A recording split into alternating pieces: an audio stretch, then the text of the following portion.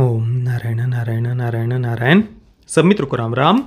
दोस्तों, आज से ठीक 21 दिन पहले यानी 26 जून 2023 को द केरला स्टोरी के डायरेक्टर सुदीप्तो सेन जी ने अपनी अगली फिल्म बस्तर को अनाउंस किया। इसके भी प्रोड्यूसर विपुल अमृतलाल शाह और जो सनशाइन पिक्चर जो केरला स्टोरी के भी प्रोड्यूसर थे, वे ही इस फिल्म को भी प्रोड्यूस करने वाले हैं। और जो हमें पोस्टर देखने को मिल रहा है उससे क्लियरली पता चल रहा है कि जो नक्सलवाद की समस्या है उस पर ये फिल्म आधारित होने वाली है। और सुदीप्तो सेन जी ने जो इसको लेकर ट्वीट किया है वो मैं आपको पढ़कर बताता हूँ। 6 April 2010, 76 CRPF jawan and 8 poor villagers were killed in a bloodiest attack by the terrorists in Chintalnar village of Dantewada district of Bastar, Chhattisgarh. After exactly 14 years, the poetic justice will be delivered. Bastar, our humble representation after the Kerala story. Thank you, Vipul Amritlal Shah and Sunshine Picture for showing the hurt. See you at theatre on April 4, 2024. तो the Kerala story के ठीक 11 महीनों के बाद में, Kerala story 5 मई को release हुई थी और ये उसके ठीक 11 महीनों के बाद में यानी 4 अप्रैल को 2024 को थिएटर में रिलीज़ होगी। यानी जो हमारे 76 CRPF के जवान वीर गति को प्राप्त हुए थे उसके ठीक 14 वर्षों के बाद में। देखिए, जो मित्र हमारे चैनल से जुड़े हुए हैं वे इस इतनी भयावह दुखद घटना के बारे में बहुत अच्छी तरीके से जानते हैं। मैंने कई बार इसका उल्लेख किया हुआ है कि किस प्रकार से हमारे 76 जवान वीर गति को प्राप्त होने के बाद में GNU के जो कुछ वामपंथी छात्र थे उन्होंने कैसे जश्न मनाया था। कई बार हमने इस पर चर्चा की हुई है। और दुख की बात देखिए, ये केवल कुछ वामपंथी छात्रों के द्वारा या जो कुछ अर्बन नक्सल्स हम कह सकते हैं उनके द्वारा केवल ये जश्न मनाया गया था, ऐसी बात नहीं है। उसके बाद एक फिल्म बनाकर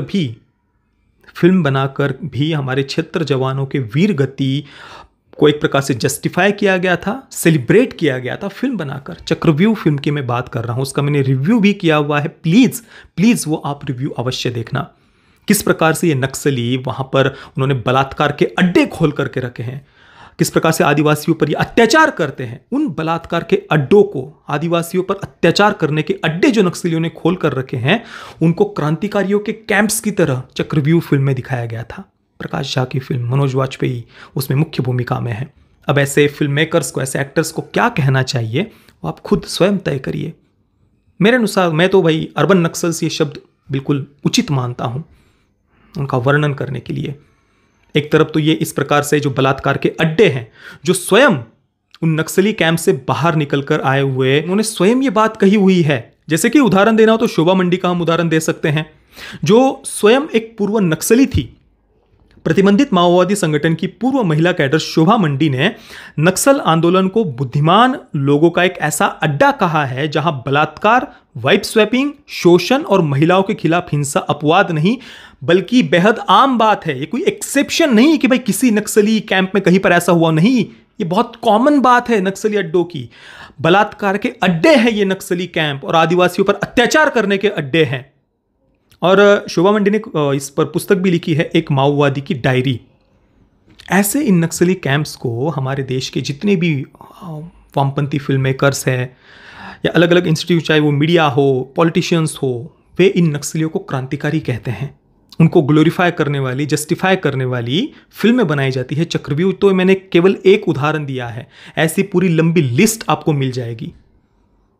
और यही, जैसे कि प्रकाश झा जो इन बलात्कार के अड्डे, जो नक्सली कैंप्स हैं, उनको ग्लोरीफाई करते हैं, वो उसके बाद में आश्रम जैसी वेब सीरीज बनाकर झूठे तथ्य सामने रखकर हमारे संतों को टारगेट करते हैं। ये कहते हैं कि भाई राम रहीम के जीवन, भाई राम रहीम वो तो सेक्युलर है ना, आप हिंदू संतों को फिर क्यों उसके माध्यम से, हिंदू रीति रिवाजों को क्यों उसके माध्यम से फिर आप टारगेट कर रहे हैं। आपको तो सेक्युलर से पूछना चाहिए। राम रहीम जो सेक्युलर हम उनको कह सकते हैं, तो सेक्युलर से पूछो कि जो अपने आप को सेक्युलर कहते हैं वो ऐसे कैसे हो जाते हैं। इनको टारगेट करना हिंदू रीति रिवाजों को है। उसके बाद मनोज वाजपेयी की भी एक ऐसी ही फिल्म, हमारे जिन संतों के जो ऊपर किस प्रकार से षड्यंत्र करके उनको जेल में डाला गया है, उनकी छवि को धूमिल करने के लिए झूठे तथ्यों के आधार पर उनको टारगेट करने के लिए फिल्में बनाई जाती है।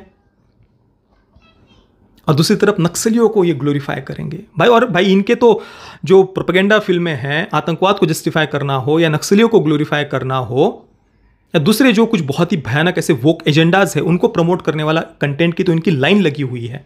पर खुशी की बात है, चलो अभी जो ये बस्तर फिल्म आ रही है उसके माध्यम से जो सत्य है वो अभी बाहर आएगा।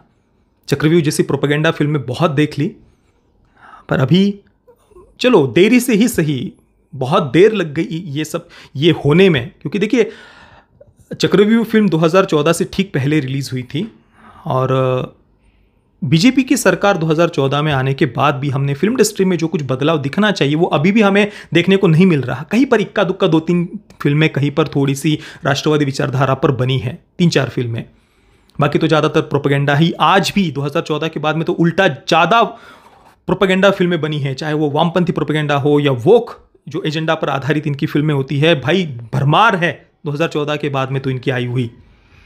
और चलो अभी कम से कम कुछ बदलाव हमें देखने को मिल रहा है बस्तर इस फिल्म को लेकर। मैं तो बहुत उत्सुक हूँ कि इन नक्सलियों को पूर्ण रूप से वे एक्सपोज करेंगे, ऐसी मेरी कम से कम आशा है। बस ज़्यादा नहीं, कुछ ही महीनों की बात है, 5 अप्रैल 2024 को ये फिल्म थिएटर में रिलीज़ होने वाली है। मैं तो बहुत उत्सुक हूँ इस फिल्म को लेकर। बाकी आपके इस पर क्या विचार है मुझे आप नीचे कमेंट में अवश्य बताना। ये वीडियो देखने के लिए आप सभी मित्रों का बहुत बहुत धन्यवाद। जय श्री राम, वंदे मातरम।